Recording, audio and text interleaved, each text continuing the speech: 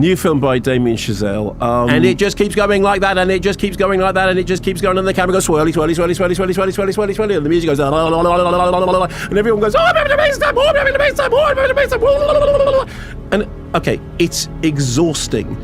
The problem with it is it isn't entertainingly exhausting, and more than that, it isn't intriguingly or insightfully exhausting. It's just like being yelled at for 3 hours. It's an incredibly ill-disciplined movie, and it may be that within the entire bacchanalian debauch of it, there are some interesting ideas about the way in which the movie industry changed during that period. But firstly, I love Singing in the Rain. You evoke Singing in the Rain at your peril, and when you're in the middle of a movie which is a sprawling mess of a thing, reminding us that Singing in the Rain is an incredible... Something wrong? Patrick? You're sweating.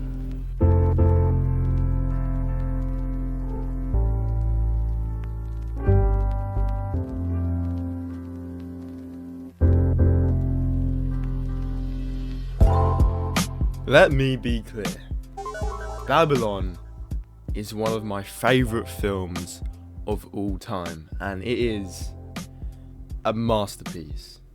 And it pains my heart dearly to say this, but it is getting absolutely shat on by critics, by every single angle.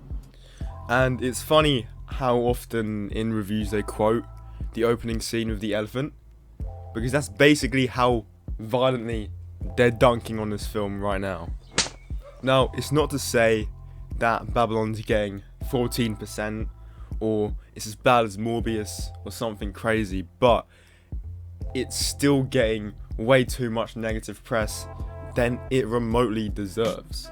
And I'm here to stand up for this movie. I'm here to protect this film because someone has to do it. This is where we fight! This is where they die! And I'm here to tell you not to listen to any other film critics.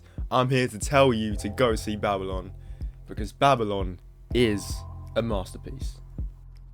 Why? Well, to answer why, first we need to know why film critics are slamming it to begin with.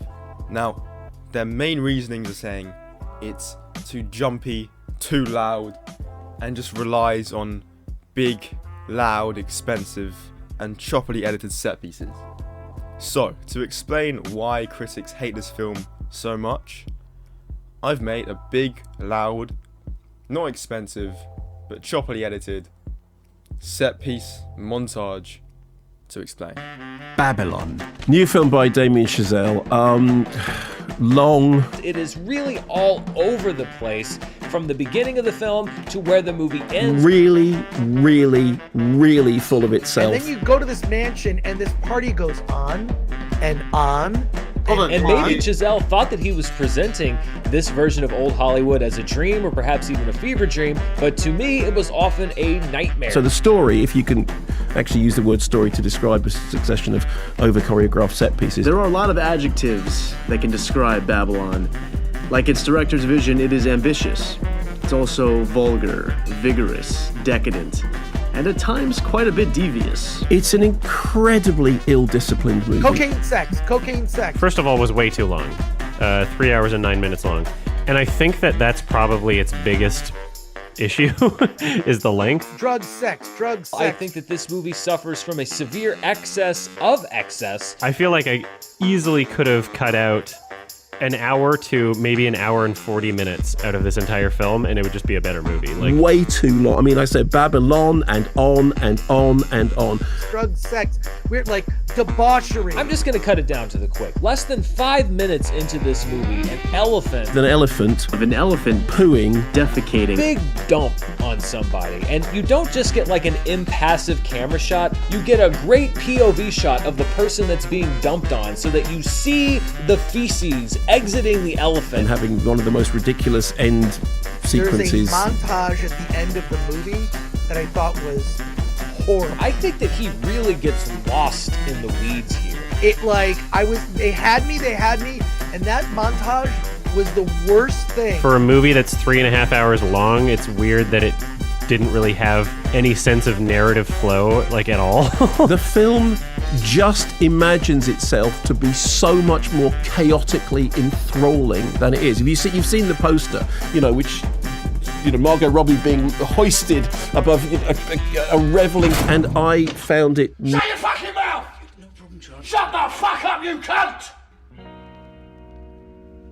Shut it! So, as you can see, a lot of them are kind of just saying the same thing. They say it is an extremely ill-disciplined movie. They say it's too long and it's just vulgar and has an unnecessary amount of excess. However, I think that they're missing a big point of the film. Let's start with the excess point. It's supposed to make you almost feel uncomfortable at how much is going on. It is an absolute overload of the senses, and that's how it's supposed to be perceived. Relating it to a film that is probably more well received, The Wolf of Wall Street, you can literally make comparisons in between different scenes and notice how excess is used in the exact same way in both films. Now, if we were to compare the two absolutely insane films and their absolutely insane scenes, you'd find that they have a lot in common.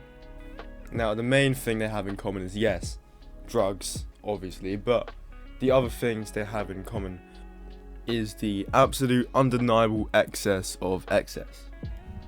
And they're both used in each film to show how elevated and up in the clouds these characters are. Through their fame and wealth, it's like they've lost all perception of what's normal, and it's shown entirely by the way that they let loose and party. Whether it be throwing midgets against the wall or having an elephant bust into your party, it's meant to show them being larger than life by the way they party. This is where I have a problem with the critics complaining about this so-called excess. Because if it was excess purely for the sake of excess, but then their criticisms would be justified. But it's not excess purely for the sake of excess. It is excess to ground you in this dreamlike world. They use this much excess to kind of prime you for what's to come, to ease you into this batshit insane cocaine filled world that you're about to witness. This overuse of excess kind of signifies this world. It is the first slap in the face you get to say, this isn't the glamorous, glitzy, clean world of Hollywood that you probably expect. No, it is the polar opposite. And this overuse of excess is like a strong punch in the face. I think it's pretty integral, and I don't think it's fair to critique the film on something like this. And if you're saying that it has to only prime you at the beginning and doesn't need to be in there for the rest of the film, well, you'd be wrong, because the reason it primes you at the beginning is because what comes is arguably even more excessive and batshit insane. That is one of the reasons why I love Babylon as a movie, because how insane and how it just does not care about anything that the audience has to say about it. It is completely not pandering. It completely doesn't care. It doesn't look for any way to win you over. It's its own thing. It almost has its own identity as something that, if you like it, stay. If you don't, You need to shut the fuck up! critics also keep saying about the runtime, how Babylon is over 3 hours long, and that is just too long for a movie like Babylon.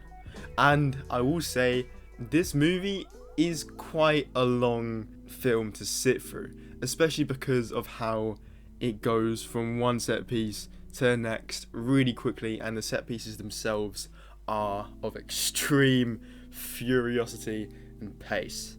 I think a good film to equate this to is the movie Elvis, because Elvis also had quite a furious tempo to it, and yet wasn't as long. Now, if I was going to critique this movie, I would say about the length, but then again, there's also a massive counter argument which I want to say. And that is because, without sounding too pretentious, I think this is a movie that you experience, not watch. And I say that in watching this movie isn't really something you just sit down and watch. I think it's a movie that you kind of feel, and you have to really get entranced by it. And having a movie this long kind of gives you no option but to be entranced by it. And if you want to make this sweeping Hollywood epic, I think making it this long was maybe the right idea. For me, I wanted to spend more time with the characters by the end of it. And that is a real testament to the film, because despite these characters being vulgar and carefree and straight up junkies at times, you can't help yourself from getting entertained and transfixed by their stories. So 3 hours is long, but considering I enjoyed every second of that 3 hours, I'm not complaining. Finally, I want to talk about an element of this film which I think is really overshadowed by its craziness, but it's the movie's heart, because this movie does have a heart, and that heart is Manny Torres, played amazingly by Diego Calva. Now, he is the audience surrogate of the film, and his perspective is the perspective we see the movie through.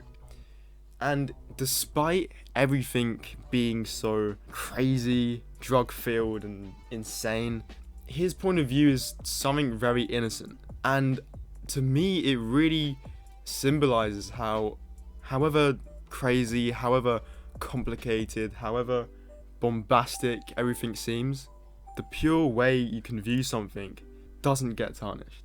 And that is viewed from him.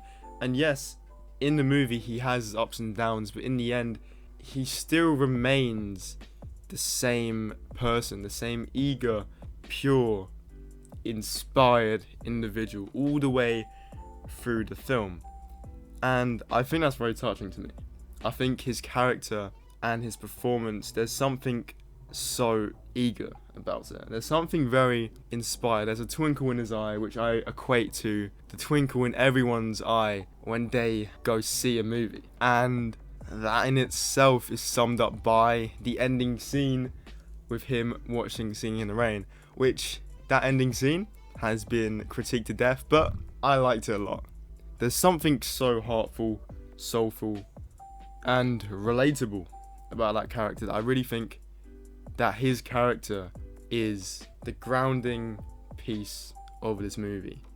His character, I think, is the piece of the puzzle that completes it, that makes this movie perfect. Otherwise, I would probably be siding with the critics. I think Manny Torres is the biggest reason why Babylon is a masterpiece.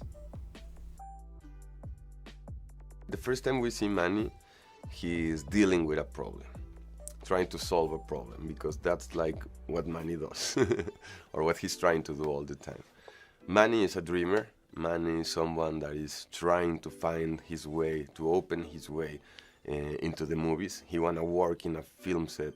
He wants to do anything related to movies. He doesn't care if he has to clean, if he has to do anything. And our introduction to Manny is probably the most important night of his life.